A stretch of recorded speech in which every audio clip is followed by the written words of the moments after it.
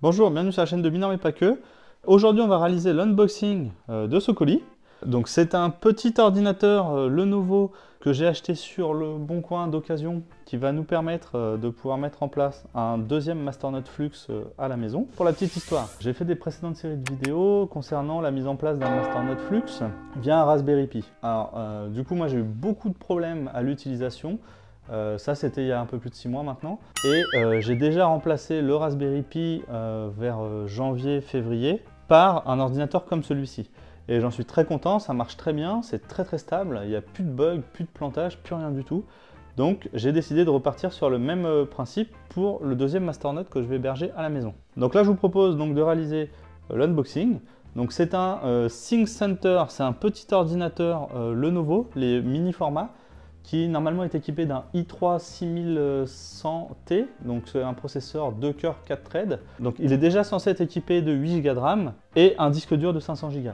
Malheureusement, le vendeur sur le Bon Coin n'a pas voulu me confirmer si c'était un SSD ou un disque dur conventionnel. Par conséquent, donc on va l'ouvrir, on va regarder ce qu'il y a dedans. Je vais certainement également devoir changer la pâte thermique pour refiabiliser l'équipement dans le temps. Et puis le mettre en service. Donc la partie implémentation de l'OS et mise en place du Masternote à la maison se fera dans une seconde vidéo. Donc là, je vous propose d'aller ouvrir le colis maintenant.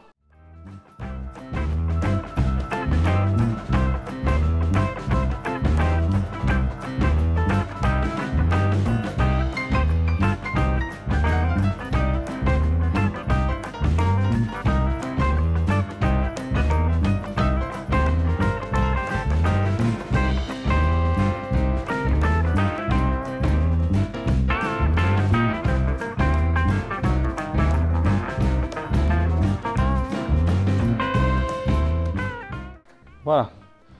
Donc, écoutez, c'est plutôt très bien emballé.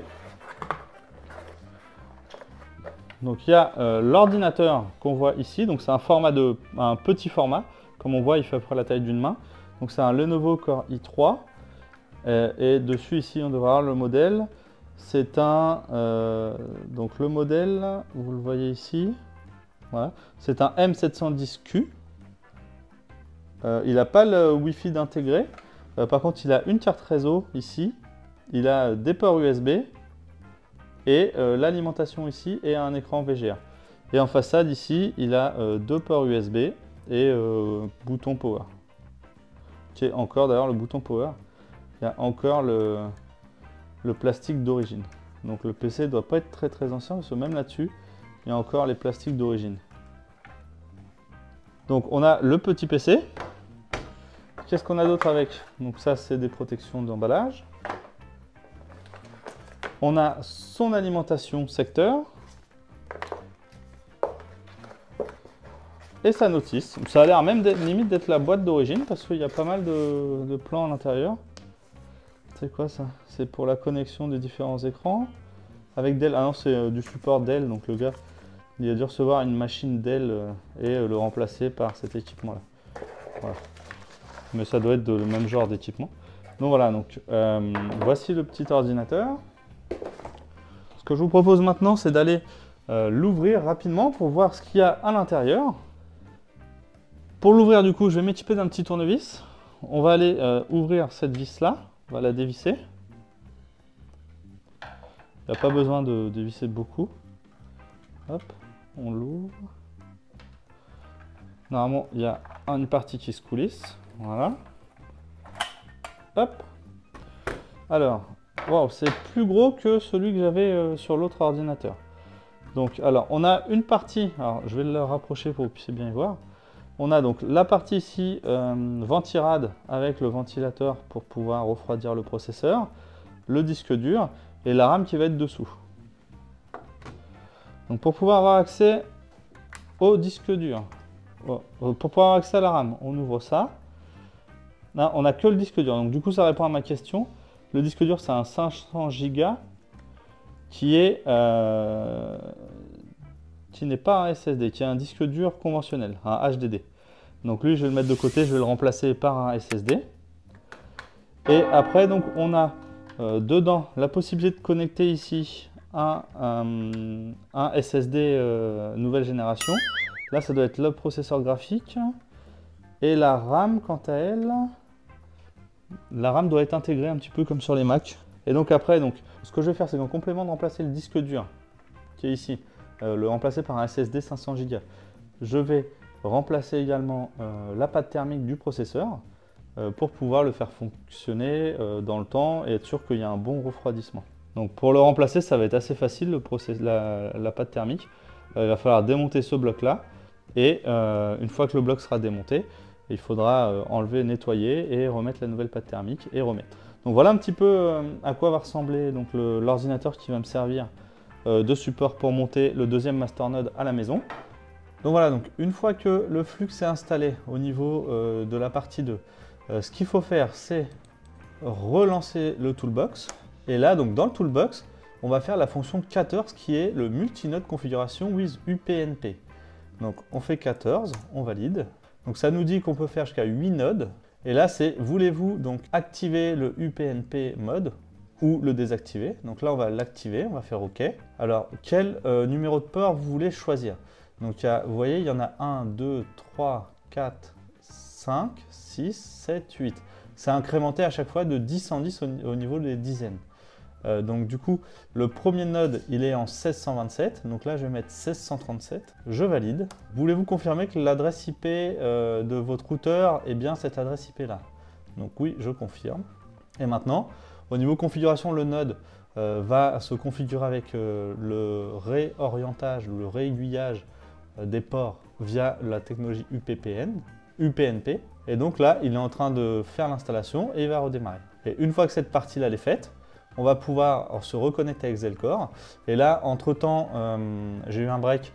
Donc les 100 confirmations au niveau des flux vont être faites. On va pouvoir démarrer le node.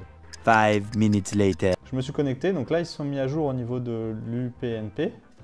Et donc quand on scrolle un petit peu dans la fenêtre, je ne sais pas si je peux l'agrandir. Voilà. Donc on a le node 1 avec les 1627, node 1 avec 1626. Hop, tout ce qui est node 1, et là sur node 2 avec les ports 1637, 36 et les autres ports qui vont aller avec automatiquement. Voilà. Donc ça veut dire que la fonction technologique elle a bien été prise en compte. Le node va redémarrer, et une fois que le node aura redémarré, là, on va démarrer le node avec l'application Zelcore.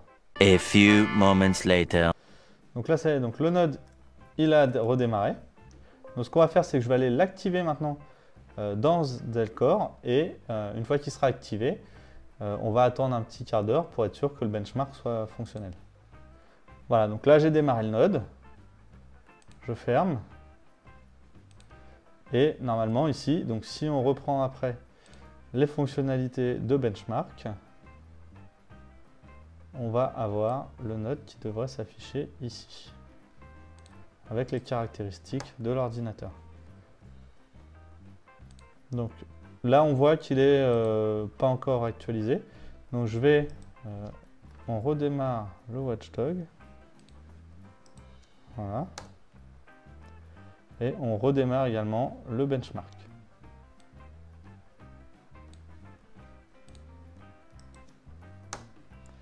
Voilà. Donc dans quelques minutes, ça va redémarrer.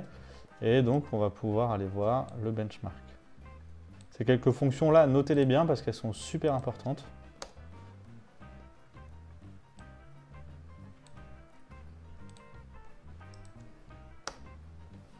Voilà, il est en mode redémarrage, on le voit ici. Donc, ce qu'on va faire là, c'est que ça prend beaucoup de temps. Donc je ne vais pas vous faire attendre devant l'ordinateur. Moi là, je vais faire un cut et je reprendrai l'enregistrement à partir du moment où le node refonctionnera. Donc le temps que toute la blockchain se mette en place, qu'elle identifie bien le node, sa localisation, qu'elle fasse les quelques tests pour s'assurer qu'il fonctionne bien. Et moi, une fois qu'il sera en confirmé, du coup, je reviendrai vers vous et je vous montrerai qu'il est bien en confirmé. Voilà. Donc je vous dis à tout à l'heure. 15 minutes later. Donc voilà, après une bonne 10-15 de minutes, on peut voir que donc, le Cumulus, il est démarré, c'est bon. Et donc quand on retourne sur la page de l'adresse IP qui nous intéresse, maintenant j'ai mon premier node avec la fin de l'adresse, les ports utilisés en 1637 qui fonctionne correctement, et l'autre node avec le numéro des ports 16127 qui fonctionne également correctement. Donc voilà, si on active également le dashboard, dans le dashboard maintenant, on voit bien mes 2 nodes qui apparaissent. Avec chacun donc le rang à laquelle ils sont, les adresses IP et si les benchmarks sont passés, les dernières maintenances, les versions et toutes les infos liées au système d'exploitation, à la RAM et à la configuration du matériel qu'on a et les applications qui sont installées dedans et le nombre d'heures ou de jours depuis le temps que le node fonctionne. Voilà. Donc ça y est, donc vous voyez, finalement installer 2 nodes ou 3 ou 4 nodes en parallèle hébergés chez vous, c'est pas plus compliqué que d'en avoir un seul. Donc moi je suis parti sur la solution des mini PC. Ça fonctionne très bien. Dans le temps, ça fonctionne très bien, il n'y a pas de bug, contrairement à ce que j'avais pu rencontrer sur le Raspberry Pi.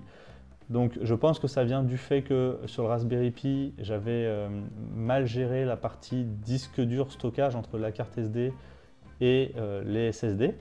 Tandis que là, j'ai un seul SSD qui contient tous les éléments et tous les éléments sont dessus. Je pense que ça doit être de là que vient mon problème, mais en fouillant, je ne suis pas expert en Linux, donc je n'ai pas réussi à trouver les raisons. Pourtant, j'avais suivi la procédure pour ajouter les disques durs. Donc là, moi, sur cette solution-là, ça marche très bien. D'autant plus que si vous voulez acheter un Raspberry Pi, ça coûte très cher, ça coûte au moins 200 €. Maintenant, une solution des mini PC comme ça, si vous voulez rechercher sur le Bon Coin, moi, le dernier que j'ai eu, c'était 75 €. Donc pour vous dire, la solution est complète. En plus, il avait déjà 8 Go de RAM. J'avais juste à racheter un petit SSD. SSD maintenant, Kingston ou d'autres marques qui sont sur le Bon Coin ou sur Amazon, pardon. Si vous avez que ça à changer, ça ne coûte pas très cher. À la limite, vous avez à changer également la RAM pour la monter à 8 Go ou voire plus. Mais dans l'ensemble, la solution du coup des mini PC d'occasion est une très belle alternative économique pour pouvoir monter les Masternode Flux à la maison. Donc on parle là ici de Masternode Flux Cumulus parce que ça nécessite une configuration de base assez faible, contrairement aux autres, au Nimbus ou au Stratus. Je vous ferai également une petite rétrospective sur le premier Masternode depuis que je l'ai mis en place. Combien il a rapporté, si c'est toujours rentable, etc. Donc ça, j'ai prévu de faire ça dans une vidéo qui va suivre après cette vidéo-là sur l'implémentation d'un multi-masternode hébergé à la maison. J'espère que cette vidéo vous aura plu et je vous dis à bientôt.